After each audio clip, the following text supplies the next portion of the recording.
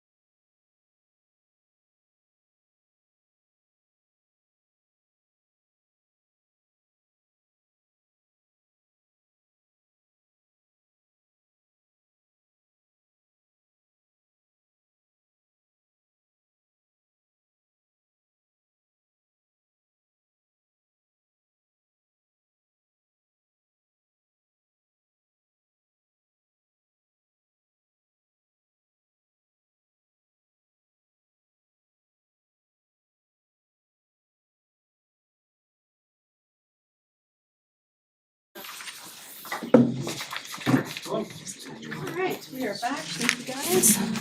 Do we have any delegates or individuals? Did you have any? Okay. Could I get a motion to move the 30 minutes of delegate individuals to the end of the meeting? I'll make that. Mark made the motion. I will second. Bree seconded. All those in favor? Opposed and abstained. All right. Approval of minutes. We have public and non-public. All right, we'll do the public first and then non-public afterwards. Kelly, I just have one thing where we do the committee updates. Mine was for CIP, not facilities.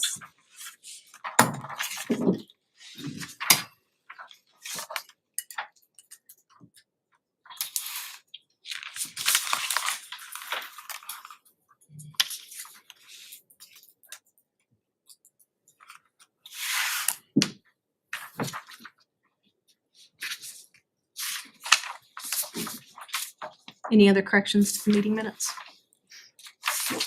You wanna make, whenever everyone's ready, just go ahead and make a motion to accept. Move that we accept the minutes As amended. as amended. For July 18th. Listen for the date, July. Thank you. All right, I will motion, second that. motion There it made. is, 7/18. There you go. Motion made by Dawn, seconded by Bree. Any other discussion? All right, all those in favor? Opposed and abstain. I'll be abstaining. So 6-0-1. All right, and then you have your non-public meeting minutes in front of you. I'll make a motion to accept the non-public meeting minutes for July 18th. Motion by Bree. Do I have a second? Seconded by Mark. Any discussion on these non-public minutes? All those in favor? Opposed and abstained. 6-0-1. If you would pass those back, please.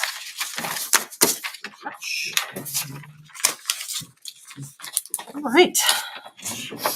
On to the first item of tonight is the unassigned fund balance. Awesome. So thank you for that opportunity. Talk through the unassigned fund balance tonight. I'll start just by kind of reviewing and bringing everyone back to the process. So we began kind of forecasting this number in May, and we made a presentation to the board on May 2nd. In that presentation, we outlined the process that essentially there's a couple of parts that are going to unfold. June 30th closes the fiscal year. And after that date, a lot of time is spent in July in terms of looking at invoices and encumbrances that are coming in. And then the audit takes place at the very beginning of August. And it's all moving toward the date of September 1 when we formally submit that number to both the Department of Education and the Department of Revenue Administration. One thing I want to point out is that we are moved through the audit process and there were 0 findings from the auditors through that process. So that speaks to me that we've got good controls that are in place and the organization systems that we have here in terms of accounting for the flow of money through the district is really stellar. You don't find that in a whole lot of districts this size in terms of the 0 findings. So nice job, Maria and her team. It takes a lot of work. The board has also been very clear through that process, asking me and directing me to really maximize revenue and to put some tighter controls around expenses. And I think that we have the kind of the fruits of those two labors this evening. Currently, the unassigned fund balance is sitting at the number $16,390,237.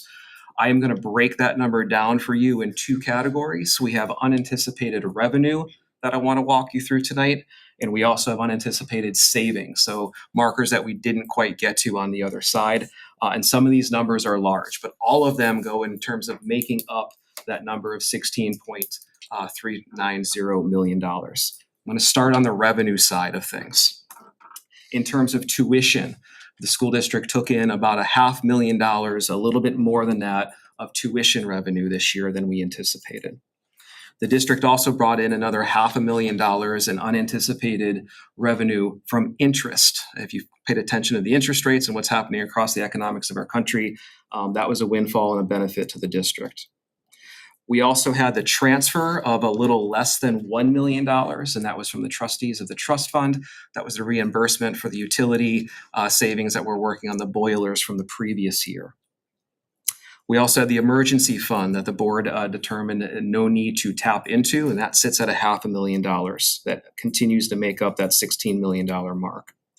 We had an unanticipated additional revenue from food service. That was a little north of $250,000. And we also had a little bit more of $500,000 come in from federal projects, grants that we did not anticipate. So all those numbers sit on the revenue side and help make up that $16 million number. There's a whole lot more on the savings side. The largest piece there is around salaries and benefits. That number stands at 6 million. And there's three things I want to point out about that number. One, it comprises positions that we were not able to hire this school year, positions we need to deliver services to kids, but we were unable to fill. The second component of that number is really the delta between senior staff who leave and us hiring newer staff on the earlier entry of the pay scale. And the third makeup of that number, it's about a third of it, is the insurance number there that we always budget toward the guaranteed maximum rate from Health Trust. This year, that guaranteed maximum rate came in lower. There's a $2.5 million differential there, but it's all inclusive of salary and benefits. Other pieces on the savings side, we had a lease payment that we raised this year for $2 million. That does not need to be paid in this fiscal year. That sits on the unanticipated savings side. We did not expend $1.2 million in special education tuition that we had forecast. And again, to review with the board, the reason for that is changes in state law that allowed the Department of Health and Human Services to more fully fund some of the community incidents that were taking place with families and students. So we were not able to, so on the hook for some of that educational cost as we were in the past. We also had saved money on some special education transportation costs, about $700,000. We had a little north of $500,000 of savings in what we expected for contracted services or professional services. The board determined to keep our little less than $500,000 of the capital improvement funds. You guys made a decision as a group that you were not going to expend that $1.8 full million. So there's a little money still sitting there. And lastly, there's $360,000. This is the good news to share around the utilities and rebate side. So the work that we're doing facility-wise, this year we're starting to see the fruits of that labor in terms of generating less electricity and utility costs for us, but also getting us back those one-time rebates that were pretty substantial that year. Those are the primary components that make up that unassigned fund balance. Tonight, the board has a decision in front of them that you have the authority to retain 5% of the local tax assessment. And that total is about $70 million. So if you choose, you could retain up to about $3.5 million. You have the authority to do that. The voters have the authority about how that money is going to be spent. So if you determine to do that tonight, we would go to a special meeting and make the case to voters, and they are the ones who are going to make a decision at the end about if that money is going to be used for that purpose. It would be done through a public hearing. Whatever you decide to do tonight, what will be submitted to the Department of Revenue and the New Hampshire Department of Education on September 1 will be the unassigned fund balance number. That number will be utilized to offset the December, January tax bill that residents will see, because really what it says to the towns is you are going to need to raise less money than you were anticipated to raise. This offsets that localized tax revenue that way. I'm happy to entertain any questions, queries that the board may have.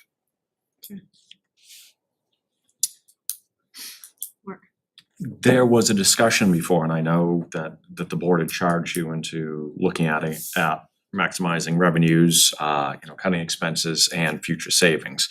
And I had heard it bantered around, taking some of these additional resources that we have and using it in a way that will help offset future taxes by essentially prepaying off the principal of our lease. I think you're working on some of those numbers. Yes, yeah, so it is, you are able to make a lease prepayment. There's a penalty to that of grounds of about $60,000.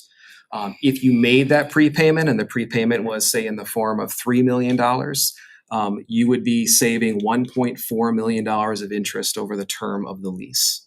So you're saying it would cost you $60,000 to save 1.4 million? That is exactly what I'm saying.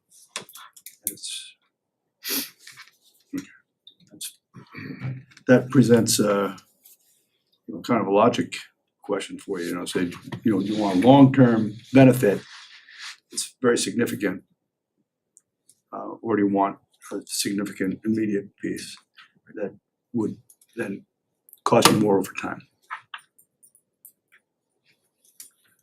Three, two-part question. So if 3 million, so as you said earlier, it's taken to the voters. So even if the 3 million is encumbered for that 1.4 interest saving, the voters, the public would still have the opportunity to say yes, prepay the lease, or no, we want it back. Correct.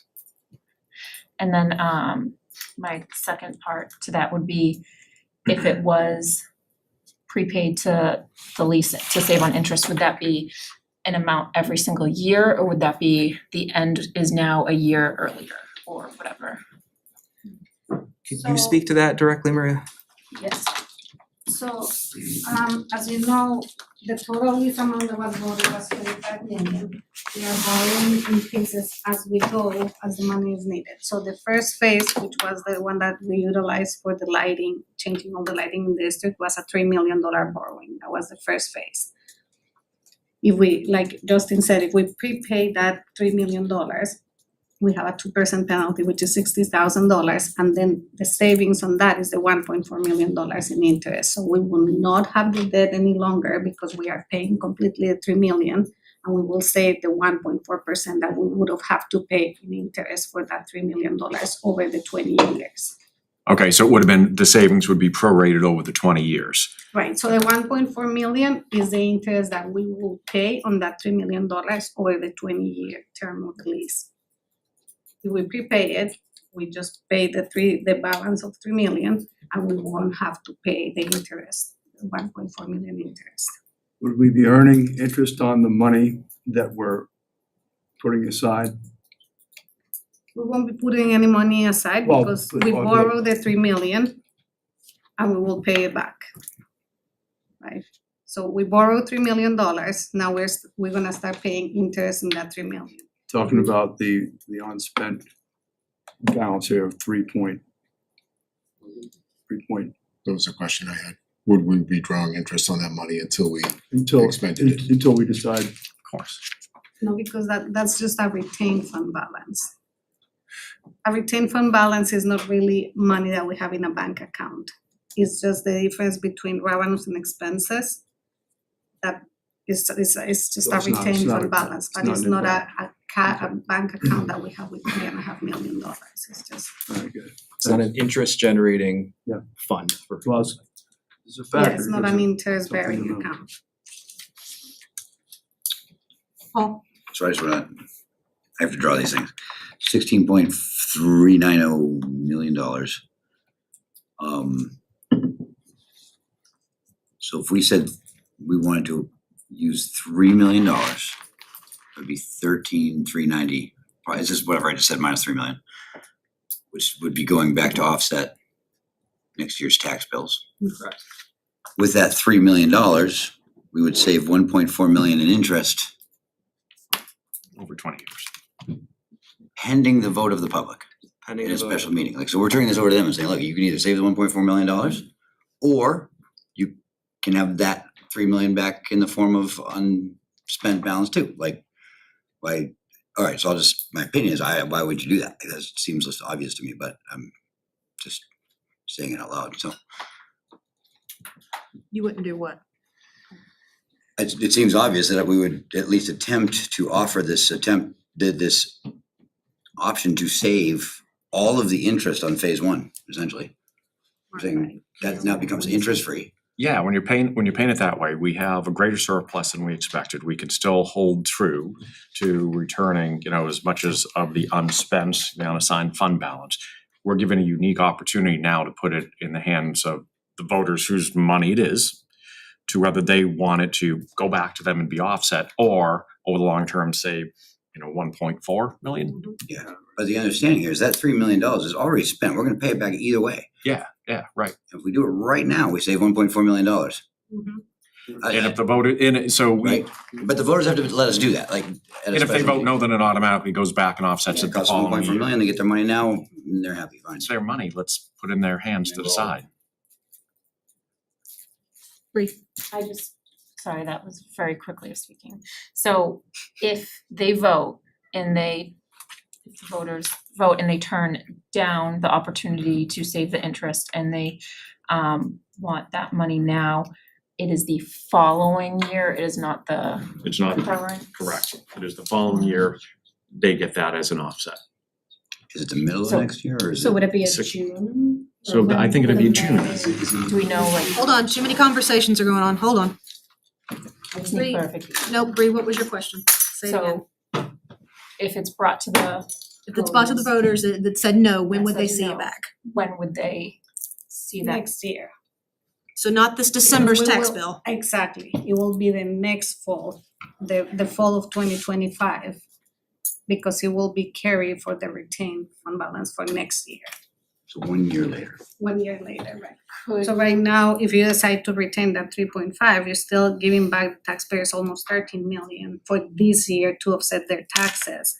And then if they decide that they do not want to prepay the lease, that 3.5, if you see here, the $500,000 that you guys retained last year, it goes back.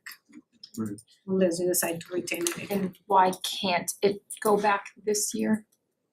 because you're retaining it, you're making the decision to retain it. No, you're asking why it can't go back in December if they vote no. Yes. That's why. Right, because what if we say you guys tonight made the decision, we're gonna retain it. So I'm gonna go on September 1st and tell the Division of Revenue Administration, I'm gonna say, okay, my board authorized to retain this 5%. What is going back is the remaining, the other $13 million. So for this year, all what the Division of Revenue Administration is gonna do is gonna take the 13 million, knowing that we chose to retain the 3.5. And if that 3.5 is not expense, next year, it will go back to the taxpayers. Mark, then check. So we're at something of a sticky wicket here, right? So we wanna get as much money back as possible because of the burden the towns have felt this past year. We've heard that loud and clear. So with the option of giving or returning to the taxpayers at 3.5 or taking the decision out of their hands to save $1.4 million. So people will fault us if we don't give them the option of saving an additional 1.4 million, and there will be other people that will fault us if we give that decision and withhold the 3.5. Right, so temporarily, right, so I mean, there are going to be people upset either way. My personal feeling is put in the hands of the taxpayers, it's their money, let them decide whether they, want it the following year or would elect to save over the long term an additional $1.5 million. I think we need to let them make that decision. If they vote it down, they vote it down. I just think it has to be made. Hold on, Jack, and then you, I'm sorry.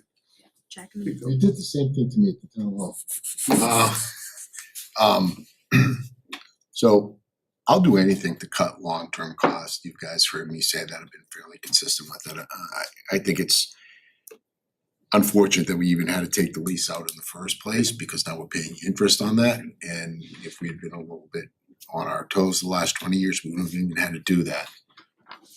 I love the idea of putting this into the community's hands to make the decision, because it's not an easy decision either way. But the real savings is $1.4 million, $1.4 million.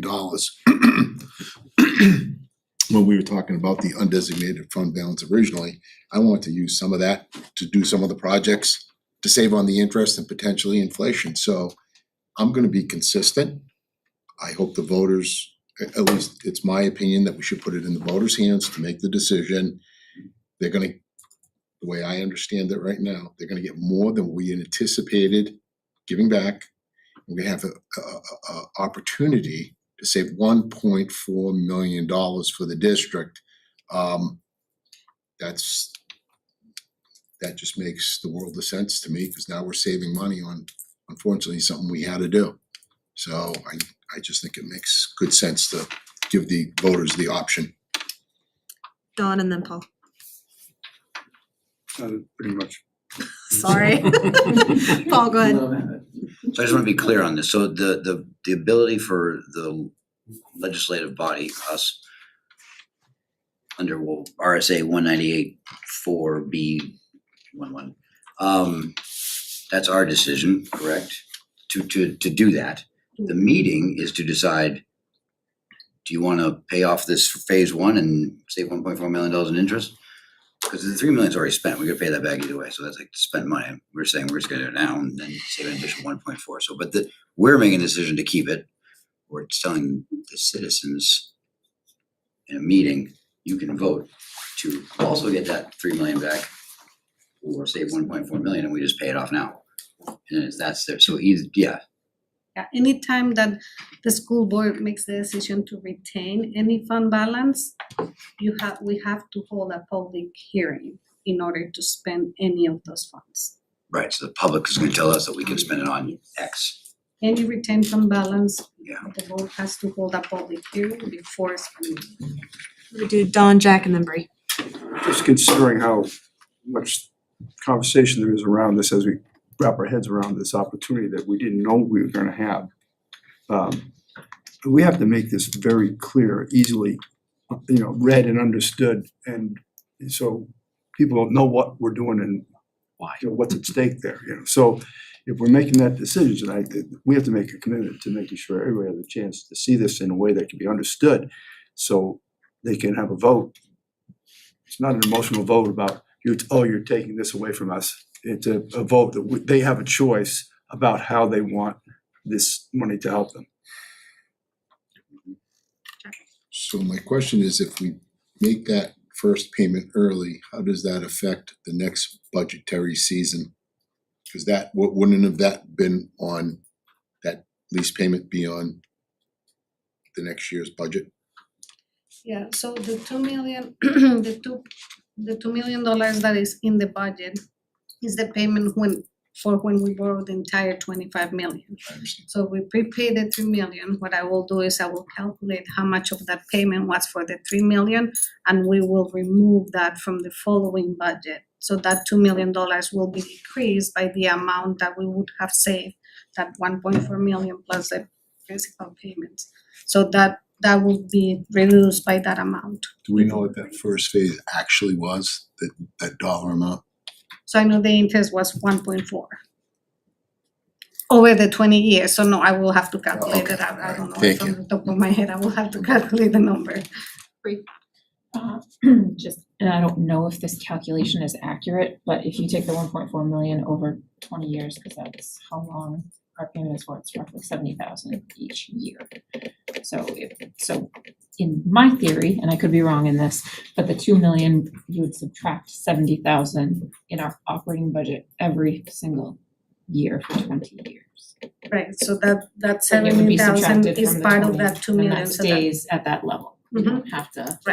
So that's what I'm saying, the So 2 it's million like will be 1 point. permanently decreased by the amount that we will save by prepaying that 3 million.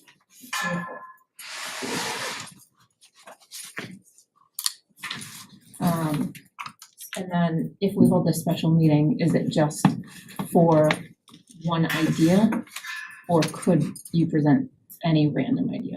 I just don't know the process. I wouldn't even wanna conflate that. Well, and that's what I wanna just make sure that it's Yeah. not gonna. I would not be new attending idea that meeting. Isn't gonna pop up, like this is what the meeting is called for, and this is what it is. And if we were to choose to spend money that, in any way that we'd have to go have a special meeting to do it. So we're not committing to any project by doing this. That's what I just, That's what she was asking. yeah, correct. Yeah, so currently we're talking about doing a prepay of the lease, but in reality, we could have a special meeting for anything for it. Go ahead, Mark. Does anybody know? I do not. Could a motion be made specifying to set aside these monies for the purpose of holding a special meeting solely for the public to weigh in on prepaying interest on the loan only? Or can we tie ourselves to that, not to, to make certain those? My opinion is we would just be voting on the option of keeping the money under RSA 198-4B2. And then to the other point that, yes, we could put a meeting together. Do you want to spend it on pizza forever? Like, we could do whatever we want to do, but there must be a date by which if we don't spend it, it just goes back, right? Is that true? Well, it's the next year, we'll carry to next year from balance. Right, so you So could keep we'll going go with different back ideas to- and having different meetings, but we're kind of, I think, directionally set on, Yes. we would have a meeting saying, do you want to use that $3 million to pay this off, save $1.4 million, or don't you? I just want people to know they have control. Yes, yes. Jack? I think even though we may not be required to specify the purpose, I think it's important that we take a vote to specify the purpose, to put the residents' minds at ease that we're not on some, spending spree. We're doing it for one specific reason, to save the money on the interest.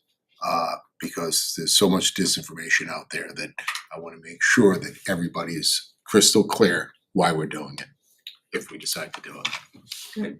I think we've said that. I just wouldn't want to cloudy, because RSA 198.4, blah, blah, blah, doesn't.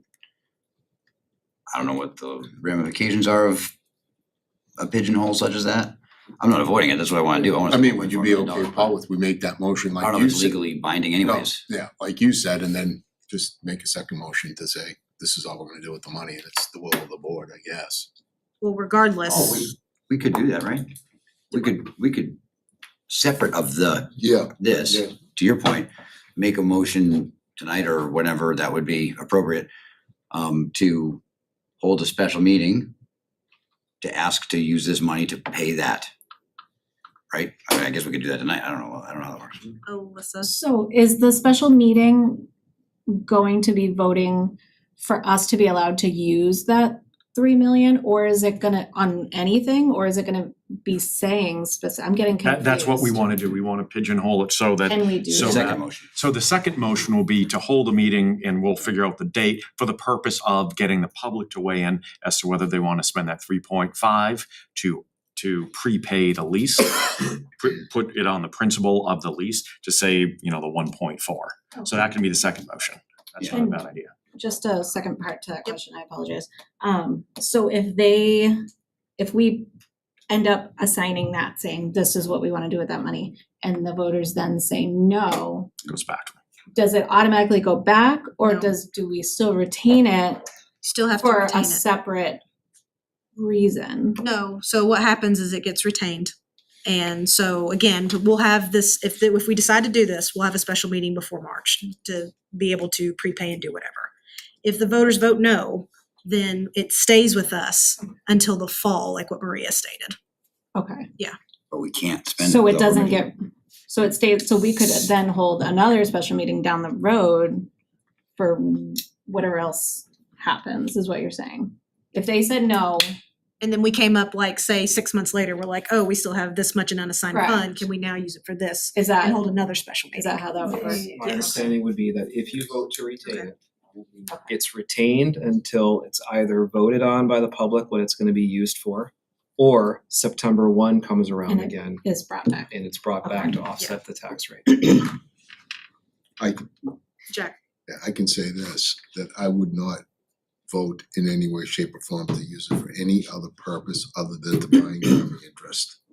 Because that makes fiscal sense. That's being fiscally responsible. Other than that, there'd be a no vote for me to even hold a second public meeting, period. Listen, When would this special meeting occur? Like how far down the road are we looking? 2 weeks. From the time we announce it and post it. It's Maria? gotta be posted for 2 weeks. If I just may say something, my recommendation will be just to vote to retain it if that's the desire of the board, and don't put any attachments to it, because God forbid we have a special education emergency where we need to utilize those funds for certain special ed or something in the district happens. You make that motion that that's the only purpose that you intend to present to the voters to use that money, and we need it for something else if something happens, then you cannot hold that second meeting to hold a public meeting for another purpose to utilize this money. So I will suggest that you, if the desire is to hold the unassigned fund balance, just do it on the, like Paul said, on the 198.4B, which is you have to hold a special meeting for any purpose that you need to utilize that money for. You need to hold a special meeting. You can't use that money We'll let without a Justin special answer meeting. something And first. just to tag on to that, I mean, don't forget that in the end, the board gets to set the parameters for the special meeting. So this is the body that's also going to define why we're holding a special meeting, which is what you're gonna be asking the voters to consider. You get to set that framework too. So you've got, although you're not making the decision whether it's spent or not, you get to make that recommendation to the voters of what they're actually voting on. That is in your authority to do as a board. I'm gonna say something that I'll check. So, okay, question for you, Maria, then. When do you suggest, if we're wanting to prepay this lease to get it, to kill this interest rate, right? Then when do you suggest we would hold a special meeting for it? Really, it can be at any time. So in 3 weeks, we could do it? Yeah, I think, well, once we presented it to the DRA and the, I will wait until the tax rates are setting because that's when the busy period is. I will say anytime after October 1st, you guys can schedule that special meeting. What I'm just skeptical of is that if we hold this money, then it should just be for that. And I don't want any other discussion that it's gonna be for anything else. That's the thing. Well, like Justin said, that is in your control. You are the one, you're the author, you have the authority to put the frame around that special meeting. But like I said, if something else happened during this year and you for a specific reason, the entire septic system in the main campus fails and you need to tap into that money for another reason, in case of emergency, then you're open to do that as well, right? You You can, would always have that situation. right, which is, So Jack, He's doing it again. He's doing it again. That guy never stops talking. What $3 million special needs? I do not want to leave this meeting or this topic without the public knowing exactly where we're going with this. We don't have a $3 million special needs emergency. We never have, we never will. I mean, unless we have a catastrophic failure somewhere in the building, then we're probably covered by insurance.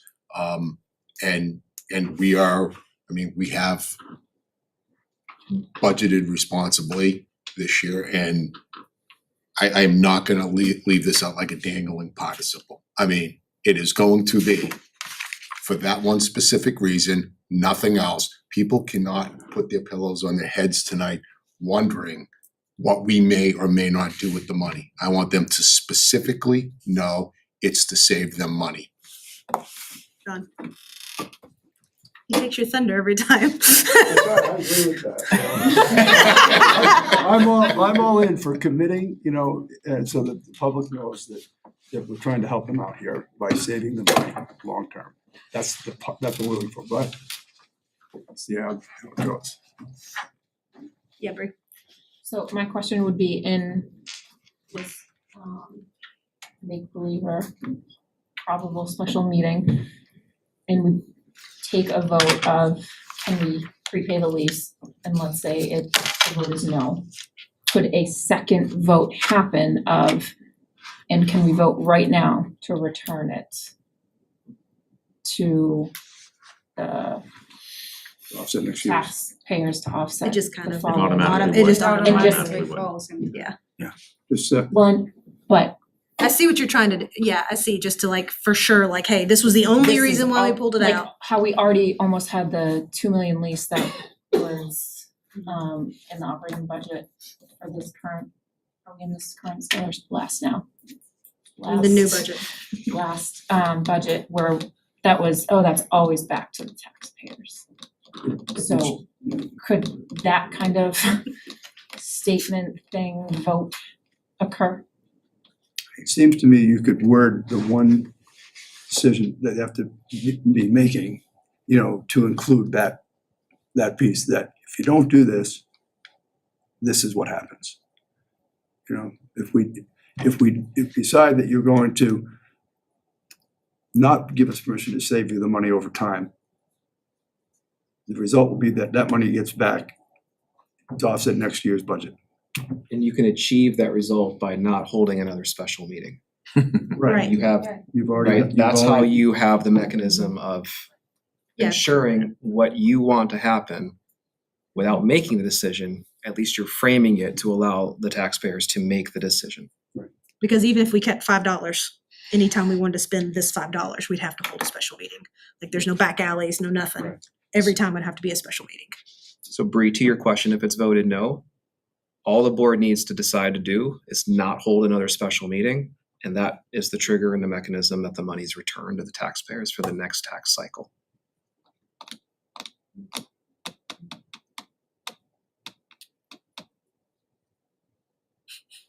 All right, so we've discussed this pretty heavily.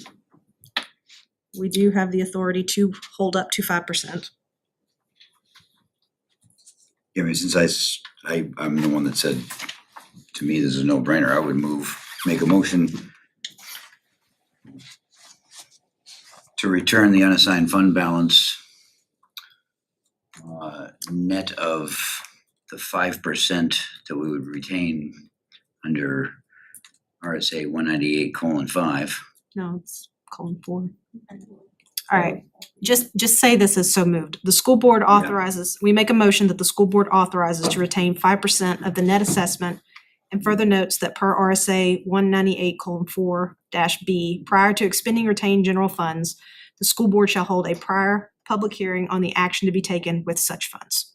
Is that your motion? Yes, I see the 198.5 is actually the 5% amount, right? I'd love to Second second that that. motion. All right, Beat me to it, Don. What Katie said, Paul made the For me. motion. I said it that well. Paul made the motion. Which one of you seconded it? Let Don have it. Don seconded it. Is there any other discussion? All those in favor? Opposed? And abstained. All right, 6-1-0. All right, So my go ahead, Jack. question is, can we make a motion now to hold the special meeting to a date to be specified for the specific reason of drawing down the interest of the lease? That's what I'd like to do right now. I'll second that motion. Will you state your motion one more time? Clearly. That's a trick question. I make a motion to hold a special meeting for the specific reason of paying off the interest out of the retained fund balance for buying down the interest of the lease. Did we say that right? I'm gonna reword that for you. Thank you. You wanna make a motion to hold a special meeting with the purposes of spending the 5% that we just retained to pay down The interest lease. on the to lease. save 1.4 in The interest. interest on the lease. Interest on the lease. To allow the public to weigh in on spending it down. Yes. That's what the public hearing. Yeah, I know, it's implied, but I think it's, Right, language okay. is important. Yeah, good. Jack made the motion. Is there a second? Seconded by Mark. Any other discussion? And this is just words, but Yeah. What, the phase one balance, do we know that like pretty much down to the penny, or is there like we'd have to anticipate, because we're accruing interest, it would go up until we do this? Or is it like exactly 3 million or? Yeah, no, it's 3,002,000. Dollars and pennies, something. okay. Yeah, plus whatever has incurred on interest. I will have the exact number. But we'd be paying it off essentially. Yes. I know you we said will paying it pay- down, and I'm not asking to change it, I was just making sure I know, yeah. Yeah. I wouldn't be capable. Don, did you want to say something? I just didn't know if it was complete that way, or if you had to wrap that back around. But so I want to make sure we reread that. The motion, reread it? Yeah. Would you reread? She's like, please don't make me. No. No, All okay. I have is motion to hold special meeting for the specific reason to pay off the interest of the retained fund balance, which is what you said. And But I think it's Of the fairly, 5%. it's for the town to determine whether or not to. Well, District. that's what a special meeting But is. putting it there, putting it in writing that way, I think is important for optics, I think it otherwise is. I think it's, otherwise we're making. it seems like we're dictating. Right. All we're saying is, by making this motion, we're giving the public the option to weigh in whether they wanna save 1.4 million or get the 3.5 back a year When it's later. posted, it will be posted that way. Correct. So we can be pretty detailed on how we post the information for the I meeting. think the absolutely. motion you made is fine, and then if when we do the special meeting, then you can really put in detail that, hey, it's up to you, Right. boom, boom, boom. And Go as, ahead. just as read, we're not really paying off the interest. We're paying off the principal, Right. saving the And interest. saving the interest. So would there be a way to word that differently, just to be more accurate on the financial implications here? I think the way Katie Oh, okay. corrected it, it was It was the right way. Wanna restate that? Or- How does it feel? Ask Marianne, I bet she got it. Listen to the video. Tomorrow. That you wanted to make a motion to hold a special meeting to use the 5% retained to pay off the phase 1 of the lease. That's good, that's clean. There you go. I like that. Jack made the motion. Yeah, I got a second, right? Yes. Yeah, Mark seconded it. All right, any other discussions And the about? only other discussion I think I'm just echoing Jack and Don and some others too, is that prior to that meeting, wherever we put it, website, web-based, flyers, we gotta post it obviously, for 2 weeks, right? Yep. Like I would take every advantage of explaining the benefits of, yeah, cause we are paying off the 3 million-ish, but we are saving 1.4 in addition, cause we already owe the 3 million. And all, and how the taxpayers are now in control, like that whole narrative needs to be there. Yep. Which is important. Can I Jack, make a go ahead, yeah. suggestion? Go ahead. Maybe, Justin, it would be appropriate for you to do one of your little things and put it on the Oh, nice. website, like a little video cam explaining this as to what the special meeting would be for, and unless you want me to do it, then it'll be very lengthy. But I think it's important that we do that. Absolutely. Motion's been made, second. Any other discussion? All right, all those in favor? Opposed and abstain? All right, 7-1. Next is encumbrances. Well, every year, we present to the board the encumbrances, which is all those projects that had been started but have not been completed. So the funds have been approved, they have been encumbered, and the little ones are invoices that for some reason we haven't received the goods, but we already have a purchase order, we make the order, but we haven't received the invoice. So the total this year is $1,216,840. As you see at the bottom, the last 4 lines are the majority of it. I want to explain to you what they are. The $87,863 for replacement equipment music, that is the band uniforms that you guys approve. We haven't received the actual uniforms, so we placed the order, but we haven't received the uniforms. So that's why we're holding that one. The special education transportation is some invoices that we got that First Student is reviewing because they had some of the monitors weren't present at the bus, and so there were some things that we sent back for revision. So they did provide the services, but we haven't received the corrected invoices. The third line, $380,393. Is for 2 approved CIP projects. One is the cabinets for the middle school science lab and the cabinets for Danville Elementary, which were part of the CIP projects that the board approved. We haven't received all the cabinets and installed them, so that's why we have to hold on that. And the second portion of that is the sprinkler heads at Pollard School, which the project hasn't been completed yet. And the last line of that for $465,200 is for the remaining balance of the tennis court and the track. As you know, they have been now finally finished, but this was as of June 30th, so they weren't finished as of June 30th. So we're encumbered to pay the invoices when they come. All right. Bree? 2-part question. First, is any of this money reflected in the discussion we just had about the unassigned fund? Yeah, that's already had been taken out of the Okay, so this is a separate, completely separate. okay, so the numbers we just spoke Are of accurate, inclusive. are accurate. Yes, if we vote to encumber these, then it's not gonna make the unassigned fund balance drop. That was already taken into consideration. And then historically, has anyone ever not encumbered? No, because are basically contractual agreements that we already have with vendors. We already ordered the products or the services, it's just they haven't been completed or we haven't received the invoices, but we already placed the orders. Anybody else? Someone wanna make a motion? Move that we approve the FY 2024 encumbrances. I'll second that. Motion made by Don, seconded by Jack. Do we need to put the specific amount or can we just say it as Maria? Is that okay? If you don't mind saying the amount, better, it's 1.2 million, So- 16,800. Kelly just add what Don stated with the $1,216,840. Alright, motion was made by Don, seconded by Jack. Is there any other discussion? Alright, all those in favor? Opposed? And abstained. Alright, 7-0. Alright, next is the concession stand refrigerator donation. Thank you, Maria. Thank you. Evening, Chris. Hello. What's that? I said evening. Good evening. Good evening. Nice to see everybody. Welcome to the firing line. I'm an experienced warrior. Not to worry, not to There you worry. go. I'm here for Mr. Fantasia this evening. The refrigerator in the concession area is 10 years old. When we received it, it was already used.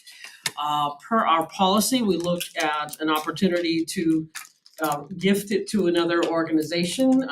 We determined that given its issues, we would be passing on our problem. So Mr. Fantasia's reached out to, you can see these three booster groups. So with some braided funding, they are willing to donate the money to purchase this $6,200 refrigerator. I particularly like this concept of braided funding with these groups because then there's some accountability and buy-in to maintain this this product through use. So we are here this evening to ask the board to accept this donation of $6,200 in the refrigerator, which includes the disposal of the current device. Great. And then just to clarify, anyone holding an event could then utilize that refrigerator. In the concession area, yes. It then becomes the property of the Timberlane Regional School District. They are in fact purchasing on behalf of the district. Yeah, so I'm probably gonna I'm against this for a whole host of reasons. I don't like giving up free money, but this money in particular isn't free. Chris, is before you came on board here, but last year I don't think one of these organizations was treated very fairly, and a little bit of history here. They had originally purchased the original refrigerator. Usually it's a joint effort, like you said. And it was then maintained by Boosters Club volunteers. I think our volunteers are the backbone of our community. And, you know, after much hardship last year, we got a policy squared away. And then I know one of the organizations, the field hockey team was in a pinch. They took their lights, brought them down, let them use the lights, then they brought them back. This year, the tornadoes specifically, due to some lack of due diligence, wasn't allowed to do a jamboree, and that impacted them roughly $8,000, somewhere between $5,000 to $8,000. I think we have a better understanding now what a jamboree consists of. But those monies, those volunteers, that volunteer money that's generated goes to helmet equipment, to helmets, to keeping the kids safe, to reconditioning and equipment. And this amount, the fact that some of these organizations have gone through what they've had to go through, and then we went out and solicited them to buy a piece of equipment that we have that's broken, because it is, like you said, once you donate, it becomes the property of the district. It does. And that's used by everyone, and they have a bunch of equipment down there that they freely give out and lend out to everybody. This didn't even reach the threshold to have to get 3 prices. It's a piece of equipment that's broken that belongs to the district.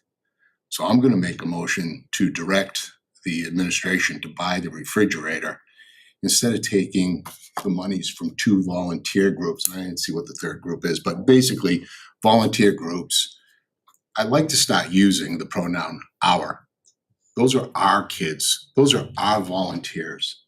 And I believe that in an almost $100 million budget, we can find $6,500 to fix something, a piece of equipment that is actually broken on our campus without, I mean, one of these groups was just packed at roughly $8,000, and then we solicited them for a donation. I appreciate their offer. I take it with great humility and appreciation, but I think we need to do better than that. So I'm making a motion to. Actually, your motion's gonna be inaccurate because what's on the floor right now is to accept the donation. Now, after that, this is concluded. Oh, okay, that's fine. I'll make a motion to deny to reject the donation. Sorry.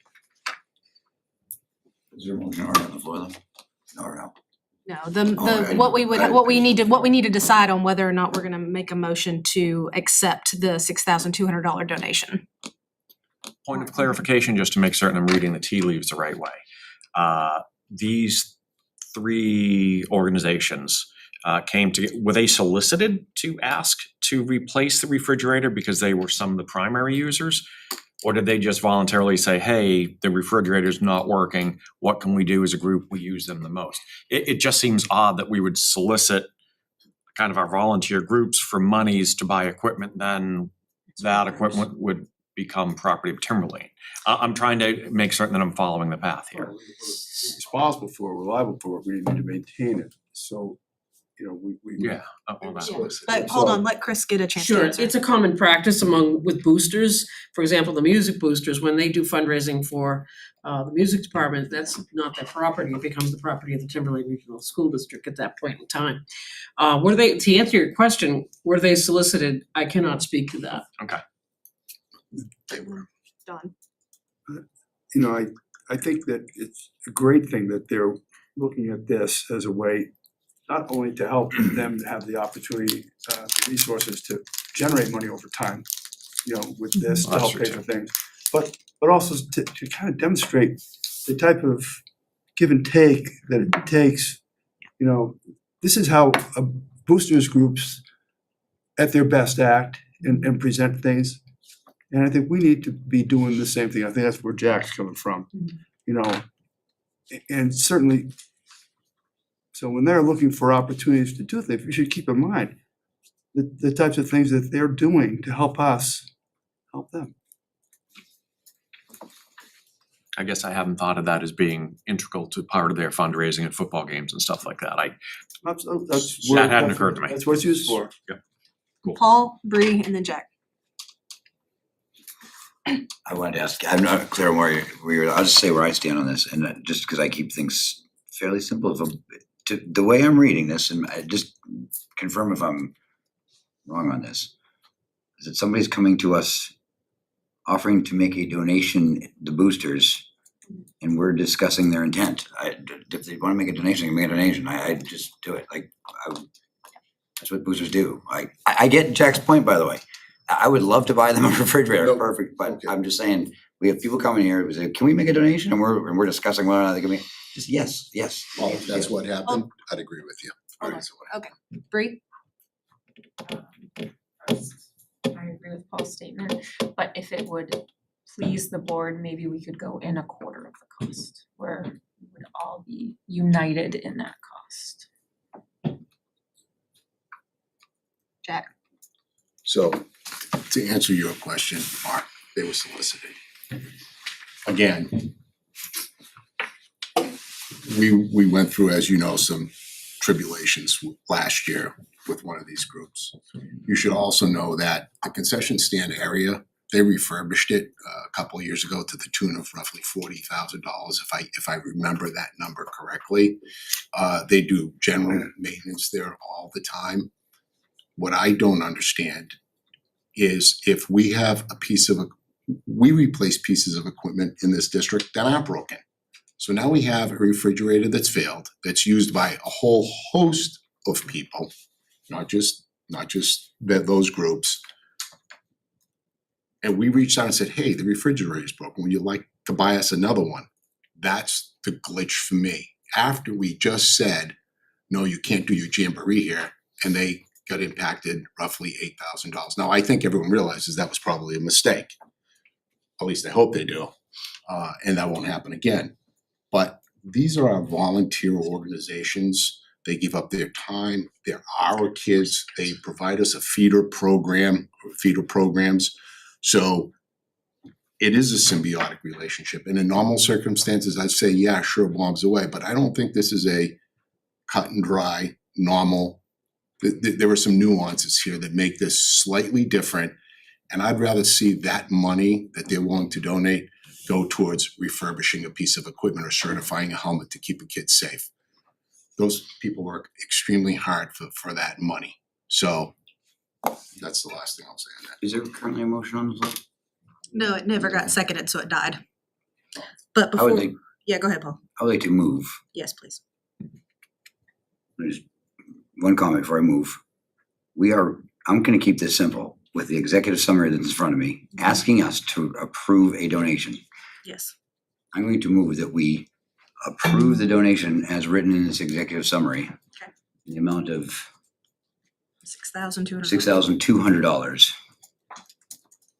Is it 65 with the delivery or is that included? That's included. That's all included. All Delivery and disposal. Okay, oh, I see that. Okay, just to accept it as written for the $6,200, their request. I approve it. Motion made. Do I have a second?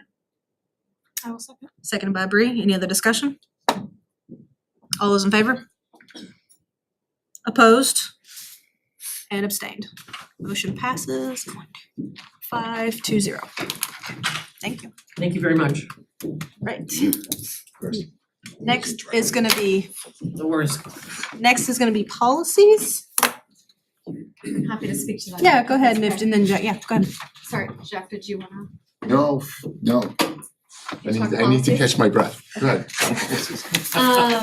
So you have 3 policies before you for a second read. Okay. I did want to speak to policy EFAA, which is meal charging. In your minutes that you reviewed earlier and approved from the July meeting, you may recall that policy EFAA, you actually voted to accept it. With some recommended changes to language that had been read.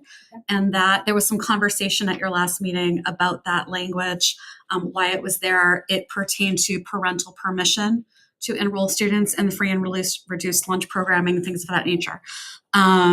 Your vote at the last meeting was to amend that language and accept it. We, after the fact, learned that that language was specifically recommended through our auditors, and is something that is a legal stipulation that was recommended that we put back in there. So we're bringing that policy back to you for reconsideration, to reconsider, have discussion, but with that information to give you context as to why that language was there.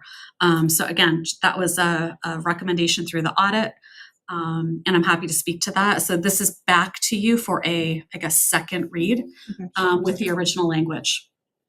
Yeah, Mark, go ahead. Seeing as how I was the one who made the stink and made the motion about that, I wish I could go back in time and retract it. That's fine. Assuming everybody's had time to reread this, we've had it a couple times, I'll make a motion to approve EFAA as currently written.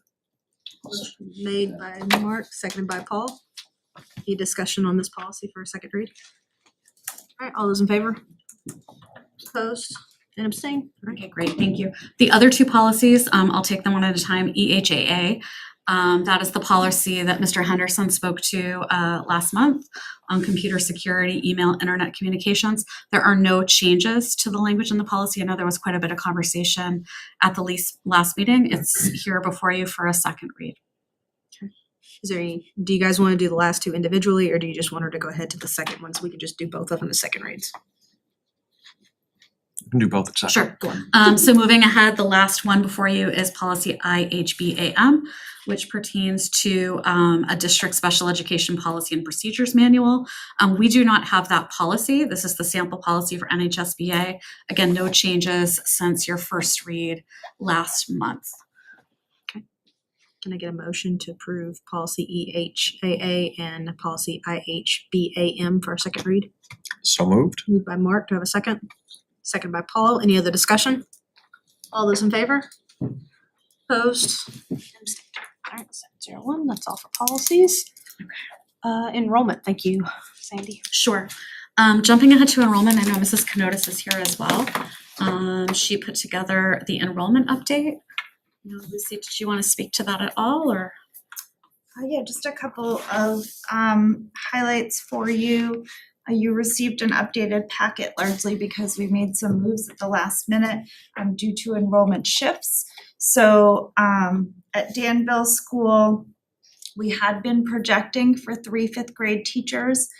Their enrollment dropped to 50 and their second grade did go over last week. And so we shifted that position and actually just hired a candidate as of yesterday. We're fully hired at the elementary level regular ed classroom teachers, so we're really happy about that. But that is a change that's reflected in your report.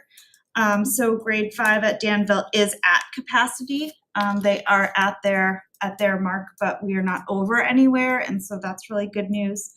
The other piece I wanted to just point out, I added this time under Sandown Central, you're gonna see a T-PS. And so I didn't go onto another page. I didn't write the explanation about what that is, but I want to bring to your attention that as students become 3 years old, if they have needs through a special need through an IEP, they do come to school, but they're not enrolled in our regular preschool program because that, like all of our other grades, has that age cutoff. And so it does become another class. And so I know Mark and I had a conversation about the numbers, projected class sizes and things like that. And so I wanted to more accurately represent that we do have that additional class that isn't really a grade where those kids come in. So I added that row this time round. Does anybody have any questions? I just have one question. Yeah, well, go ahead. On the preschool at Sandown Central, the distribution of class sizes just seems different than the rest. It's like 14, 14, 12, 4. There's a smaller one. Is why? Currently, right now, we're shifting enrollment, but we would like to run all regular ed programs. However, you have to maintain a ratio for that to be a regular education program. And so some students with more significant special needs will be pulled into a special education classroom. Those numbers oftentimes do look different. So that last one, that fourth one, would be for the circumstance you just said. As of last week. Okay. And do those students in the smaller one need some more small group attention than some of the other size groups in that, or is it? Yes, and Central is also, last year Atkinson added the NEC program, the NECC program. We are adding a program at Central. And so that class could potentially also be students who have met the criteria to go into the program. Currently, right now, that's what we're projecting, is that that's a small class. And typically those students have paraeducators and the teacher in there with them. But we're constantly trying to stay within the ratios, but integrate those students into other classes. Thanks. Any questions? Don? Yeah, I can see all the work that went into this. Yeah. It must be very difficult to do. Cut and paste. That 25 at Danville sticks out like a sore thumb, and we've exhausted our opportunities to make 3 that are about 17 or 16. Have we exhausted? Well, we're currently watching those numbers and shifting. I mean, we were working with the positions that we currently have. And that second grade going over really helped us make that deciding or that final decision about where we would place that. We are still heavily watching, not necessarily just Danville, at all schools, withdrawals and enrollments. We've had some significant changes in the last week and anticipate a few more as students are moving out. With the opening of Seacoast Charter School, that has changed some of our enrollments in August. Yeah. Don, were you asking about like a third class there Yeah. on the 5th grade one?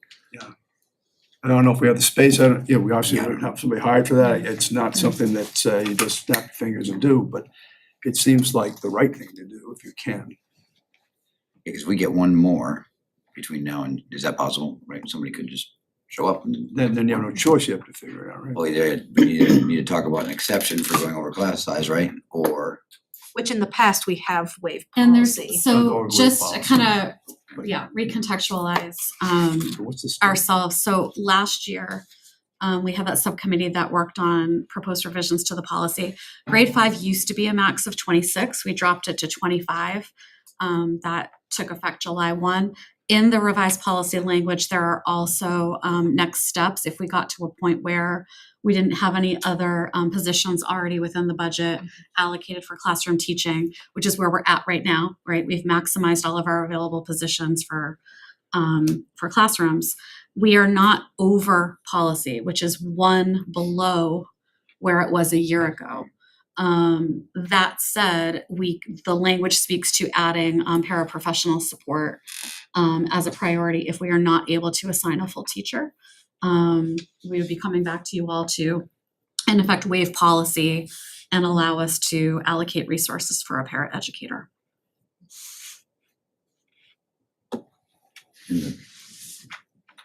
the staff and administration, seems like we're on a Administration were actively involved in the decision to reallocate the resource to grade 2 that did go over policy size. So that's the difference. Grade 5 is at max capacity, not over policy. Grade 2 was over policy size. So they made, a lot of conversation, kind of weighing our options, and that was the decision that was made collaboratively. Okay. Any other questions? Yep, Bree, go ahead. I know there's only one other class that is in the same situation at capacity. But the decision from admin was made. Did you kind of weigh the two classrooms, and were you still good with your previous decision?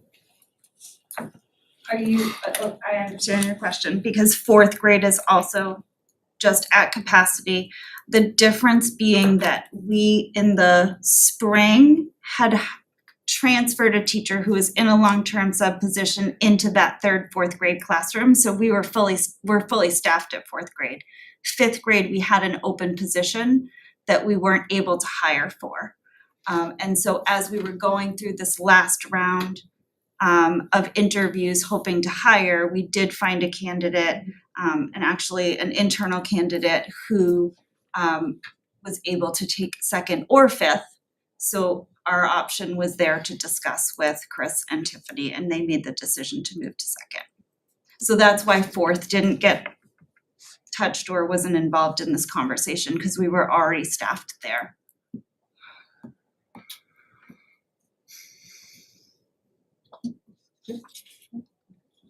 Any other questions? All right, thank you. Thank you. Next up is gonna be the RFP for the high school canopy removal recommendation. Me again. Hi again. You will notice that we have a new format for the RFP proposals in trying to abbreviate what we have presented to you in the past.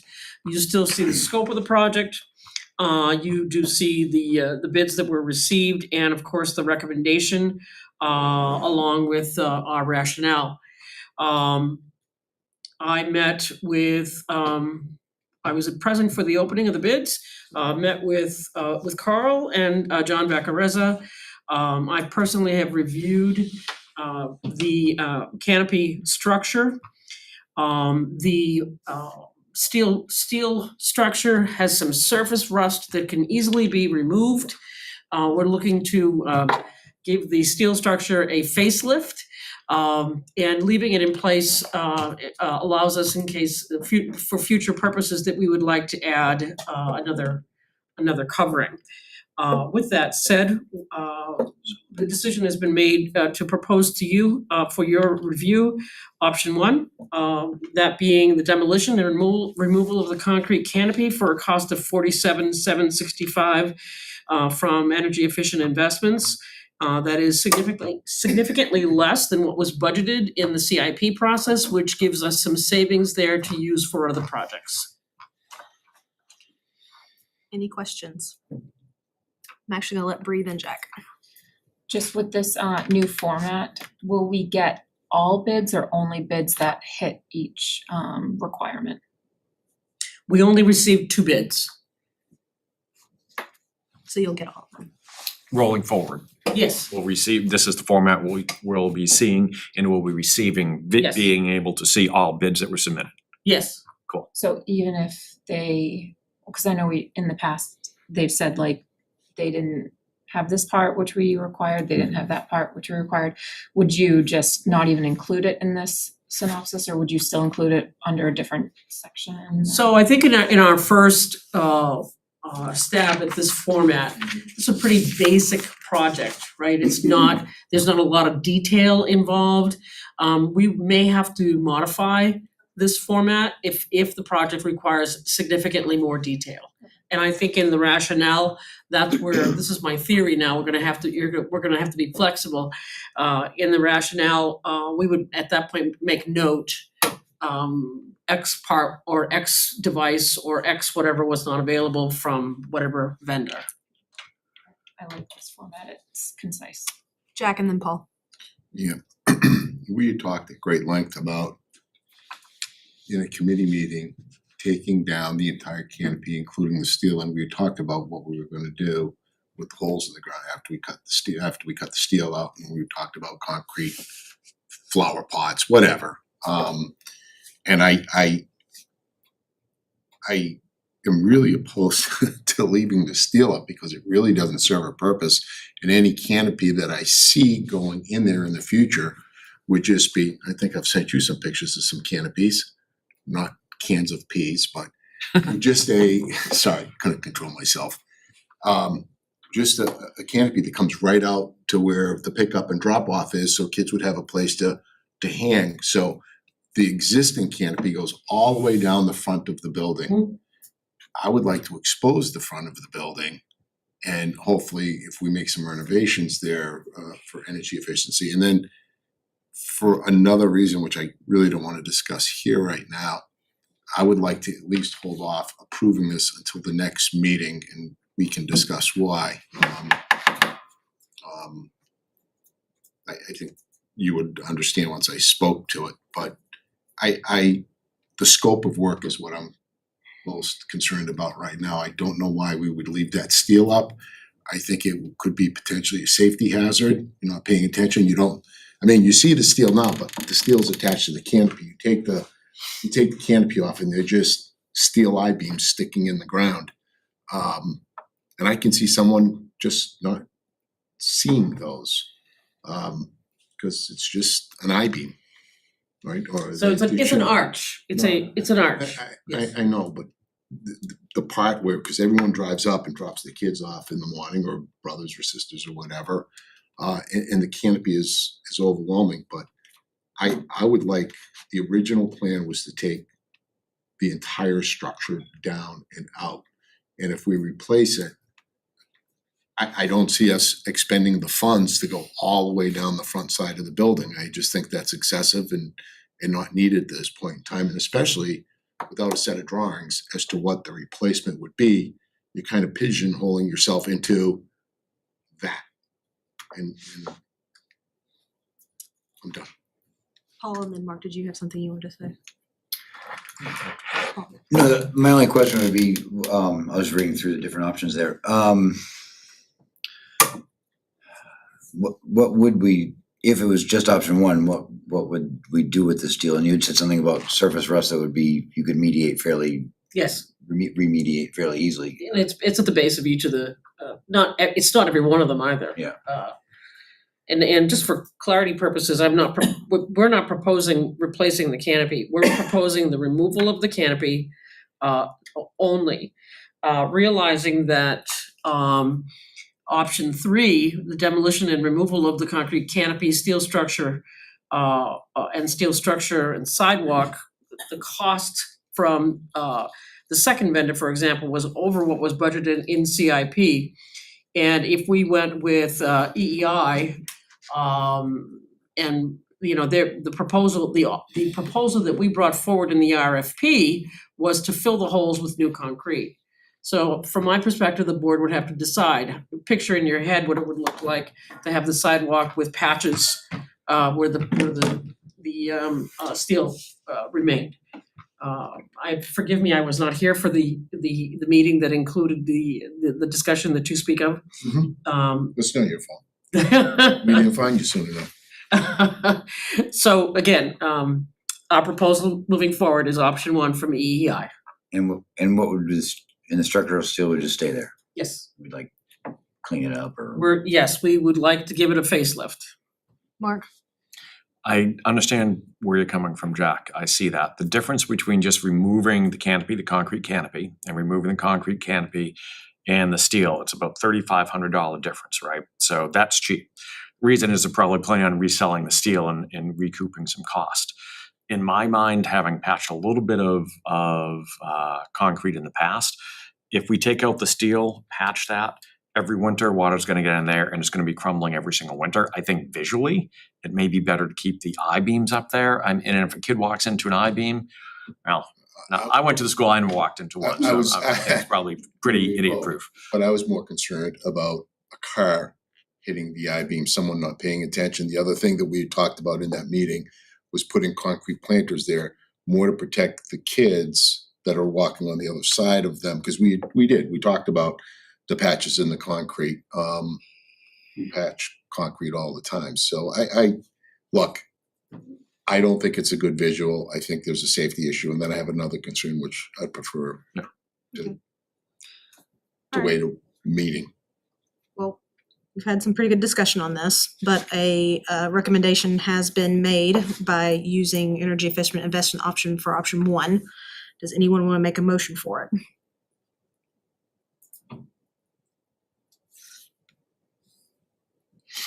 Just based on the discussion, I would wanna go look at it again. Just based on all the discussion. All right, so what I'm hearing is that we want to table this until next meeting. I think so. Okay. Very good, thank you. Thank you very much. Thank you. All right, administrator's report. I will ask Sandy to go first. Sure, I will start. And then I'm gonna ask Chris to speak, and then I will close the report. Okay. Okay, I will go first. I have two pieces to just share with you. These are annual things that happen as we wrap up our summer months and prepare for the school year. So, and they were both funded through federal grants. So the first is that, just to let you know that we have begun the process of welcoming our kindergartners to our elementary schools. And at Sandown, it is both our new incoming kindergarten students who are coming to Sandown Central, but also our first graders were invited to transition camp opportunities at Sandown North. So all of our elementary schools, we've had teachers, kindergarten teachers, and paraeducators in the buildings.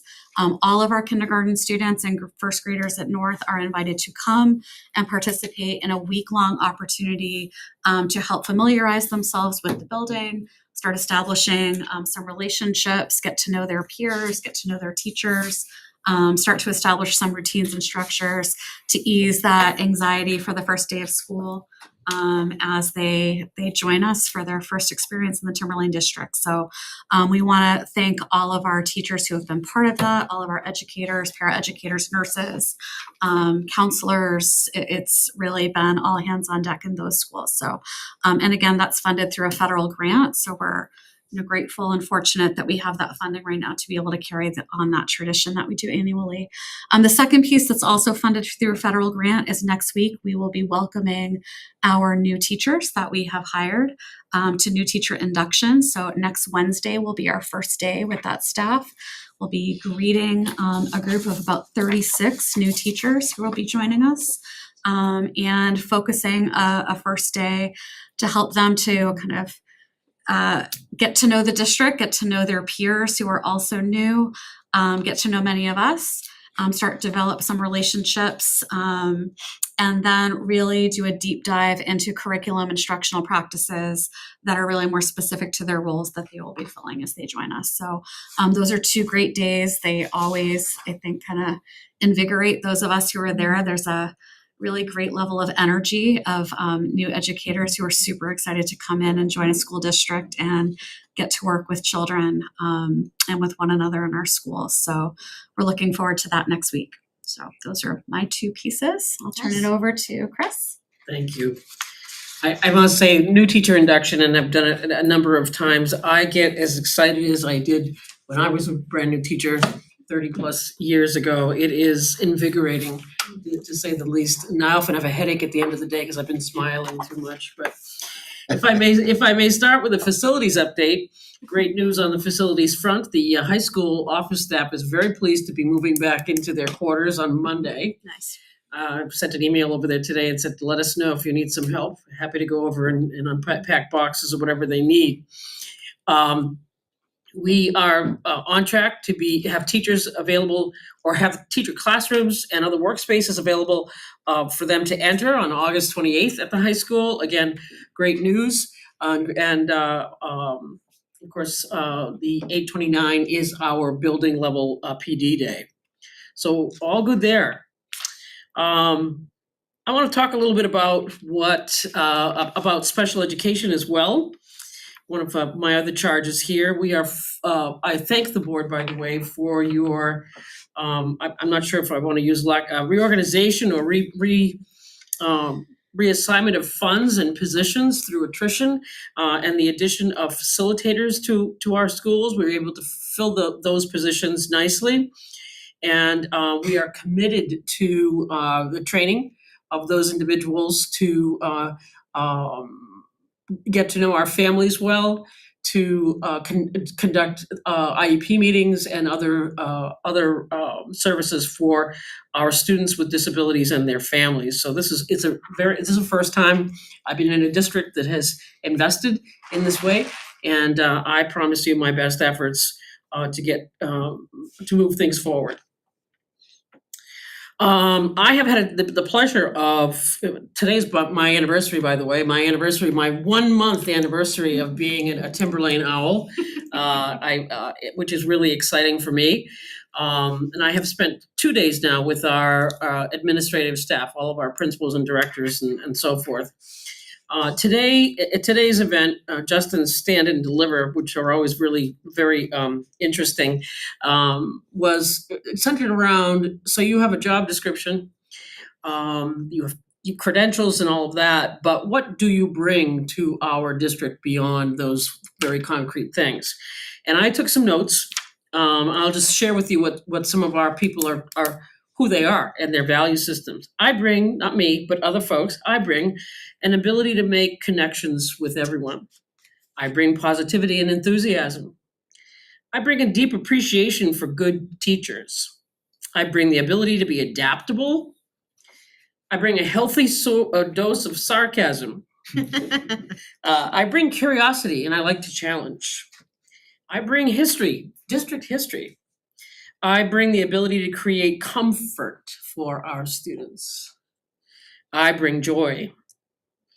I bring a strong commitment to customer service, customers being lots of folks, right? The community members, children, families. I bring a spirit of collaboration. I know how to build relationships, and I bring an appreciation for this organization. There is a feeling of, there's an energy among that staff. Our attorneys were here for training, and I know them very well, and they walked in the room and were listening to conversations, and they talked about the energy among our administrators. I'm just really thrilled to be here, and I know our best is yet to come. So, thank you. Thank you. My turn? I think so. Awesome, great. I got 4 things to share with you. One is an awesome piece of news to kind of follow up on is both Mark and I were part of the panel interview over at the Plastow Police Department. And we are going to be welcoming Eric McDonald, who's appointed as the SRO from the Plastow Police Department to the Timberlane Regional School District. He's going to start with us on August 26th, and we're going to be psyched to have him for the remainder of the year. Mark and I got a chance to meet Eric. Not only is he a community member, but he's got a lot of experience outside of the police department working with youth and sports and groups like that. So he brings that mindset to that kind of role, and we are deeply appreciative of the Plastow Police Department and the work they've done on staffing to be able to provide us this resource. So welcome, Eric, to the team. Also wanted to continue to highlight that we are working to partner with the Budget Committee, and we have scheduled what will be facility tours, and we are dovetailing them on really well-attended school events. So if folks that are elementary folks, we're going to be dovetailing their open houses. So when you see open houses at elementary schools, there is also going to be a self-guided kind of virtual facility tour that community members can take when they're there. And at the secondary school, we're going to be partnering with the parent-teacher conference nights. So as we shared with the admin team today, a way for us to leverage thousands of people who will be in our buildings on those evenings and show them where the money's being spent and how that's getting done, but also to highlight areas where there's still more work that needs to be done. Wanted to give a board an update of a major law legislation or law change in Title IX. Again, this is the federal law that really is focused on sex discrimination in schools that receive federal funds, and that is certainly the Timberlane Regional School District. So what we've done to kind of work towards that is that we had some legal training with our entire admin team. We are training specific administrators in the investigative process of that. Ginger's overseeing a lot of that work and leading that. But we're also going to give you notice that we're going to need some policy changes to comply with the new law. And that will be moving through policy and eventually will make its way to you here. So be on the lookout for those pieces. And lastly, I'd like just to let people know that we're deep into the budgeting process right now. So internally, we're starting to meet with principals and directors and having those conversations about some parameters about the budget and what that needs to look like moving forward. Those formal presentations begin on September 26th to the Budget Committee and will continue through the month of October and November about getting us to a place that we want to feel really good about presenting to the taxpayers at the presentation and later at the deliberative session later that year. That is all I have. Okay. Yes, Bri, go ahead. Just a clarifying Yes. point, can members of the community that aren't at these events still attend the walkthroughs and the 100% yes. And to that end, we are going to send some formal communication to the selectmen of the towns to allow them to also branch out and share that message that those events are open to the general public. Oh, that's a great communication technique. I like that. Anybody else have any questions for the administrator's report? All right. Next is personnel report. We have 3 that we have to read into the record. And then Fran, it looks like we have 1 that we need to make a motion to vote in on. Okay. Would you please read into the record? Certainly, this is what we're looking at right here. Yeah, so you'll read all these in for the record. Professional nomination, Colette Fauscher, kindergarten teacher, TLC. Elizabeth Craig, kindergarten teacher, TLC. Professional resignation, Sandra McKee, special education, Sandown North. And a renomination of Catherine Morris, science teacher, Timberlane Regional Middle School. 7. Thank you. Additionally, professional nomination of Clay LaPlante, tech education teacher at Sandown North. Karen Shearborn, nurse, Sandown North. That is it. Nope, Nope. we got 1 more. For reading in. And for reading in, Kathleen Pretty, special ed facilitator, Timberlane Regional Middle School and High School. Cassandra Alder, special education facilitator at Danville Elementary. And professional resignations of Jessica Warwick, elementary school teacher, Sandown North, and Clay LaPlante, tech education integration, Sandown North. Okay, and then we have 1 that we. So you need to make a motion to accept the professional nominations of those 4. There. So you'll make a motion for those 4 and then we'll make a separate motion for that one. Thank you. I'd like to make a motion to accept the professional nomination of Brianna Brown, elementary teacher at Pollard, Cheryl Remlin, elementary teacher at Danville, Wendy Bowen, kindergarten teacher at Danville, and Lisa Treppenny, elementary teacher at Sandown North. I have a motion to have a second. Seconded by Bree. Any discussion? All those in favor? Opposed and abstained. Okay. And a second motion. Yep. And a second motion for the professional resignation of Kathleen Shearborn, school nurse, Sandown North. I have a motion to have a second. Seconded by Bree. Any discussion? All those in favor? Opposed? Abstain. Okay. All right. Vacancy report. How we doing, Fran? How are you? So the good news is that because of these nominations, a lot of the open positions that are on the job postings, most of those have already been filled. So 4 of them have been filled with the people that you just approved tonight. So we really only have 1 elementary technology teacher that we've made an offer to and waiting to hear back on. So that's really, really good news.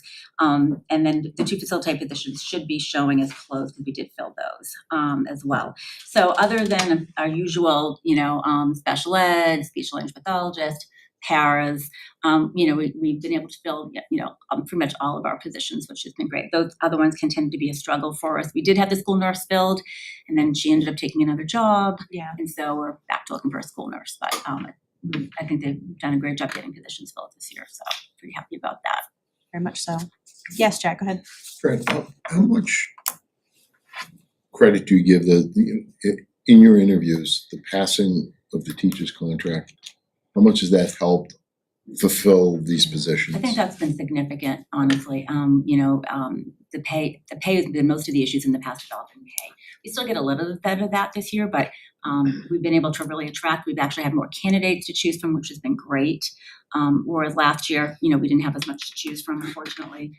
So I definitely think that helped a lot. And then, of course, having that additional money for some of the, for people like the OTs, PTs, speech and language, the additional $5,000 pay differential, that has helped too, especially with the social workers. Thank you. Yeah, you're welcome. Any other questions? Thank you, Fran. All right, committee reports. I'm gonna start with Paul.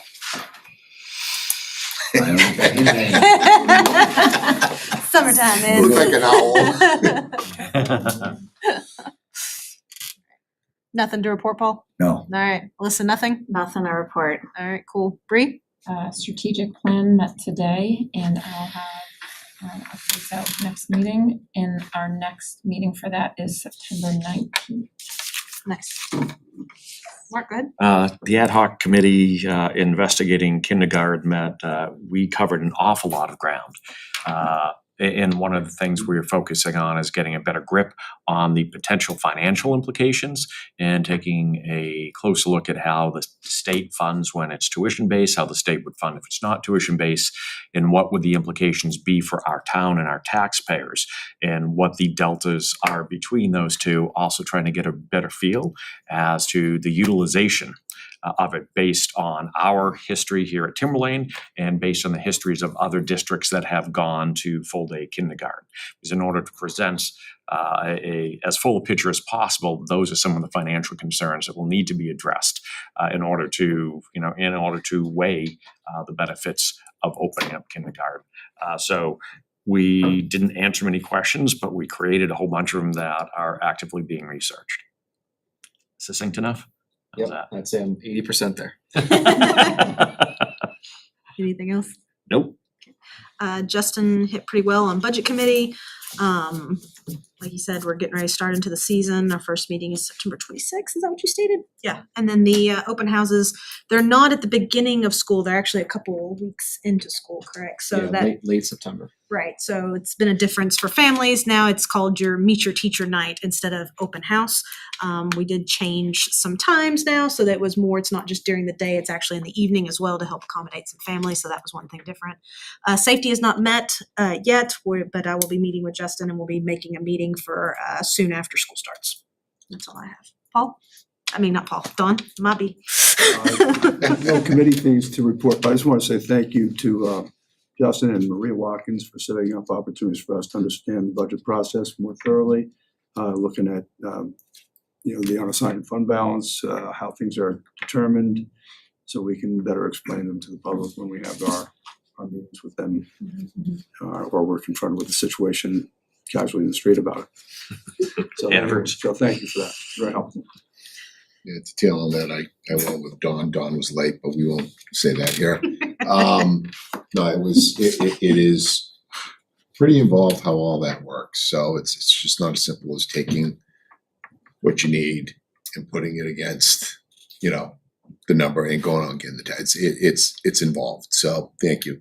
CIP did meet. We did a number of things. First thing is we made our calendar year kind of hit those important dates, what we've got to get by certain times. We're looking at presenting mid-October to the budget committee. And so we should have the CIP. The other thing that we did was, it's a very big spreadsheet. So we're trying to develop something that's a little bit more concise without losing maybe somewhere else the historical value of everything that's ever been requested and the reasons why. I thought it was a good meeting. And sorry. Yeah, we're good. Do you remember when the next CIP meeting was scheduled? Look at your I master. don't I don't remember, have it. but I can look at it.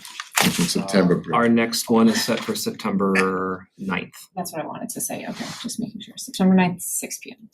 6 p.m. Any other business? I just Paul, yeah, go ahead. ask Mark or anybody really, how many districts don't have full-time kindergarten? Very few do not. How much So list to do? It's so 4 pages 90 long. so it's like 92 out of 100 101 that we looked at currently have full-time kindergarten. We are the outlier in that we don't supply that. So we It don't was have shocking that. to me. I just looked it up. I'm like. Oh, yeah. No, we're absolutely the outlier. So, I mean, that's where a lot of the questions come from. What are the implications of having it and not having it? Why has 95% of the state gone to full day kindergarten? What are the compelling reasons? There are some, nationwide studies looking at the advantages to kids. So that's kind of known. So the other piece of the puzzle that I'm trying to focus on is what are the financial implications of that? Because that's kind of where the rubber meets the road. You have to justify the benefit with the cost. In order to do the cost analysis, we just need to firm up those numbers. So that's some of the work we're doing so that we're not All right, thanks. guessing. Yeah, great question.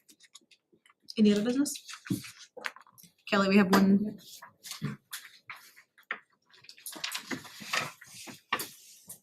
Thank you, ma'am. Mrs. Springer?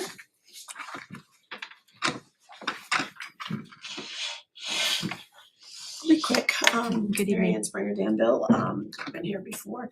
I just wanted to thank both the administration and the board for the thoughtful and clear discussion about the retention of the unassigned funds for the purpose of saving money in the long term. And I appreciate that over $12 million is being returned to the taxpayers.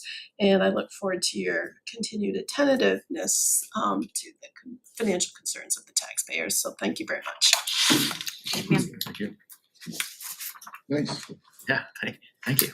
All right, there's no other business. Unfortunately, we do have to enter in one last non-public. We will not be back. It's gonna be 91-A:3, paragraph C. Mark, you wanna so make that motion?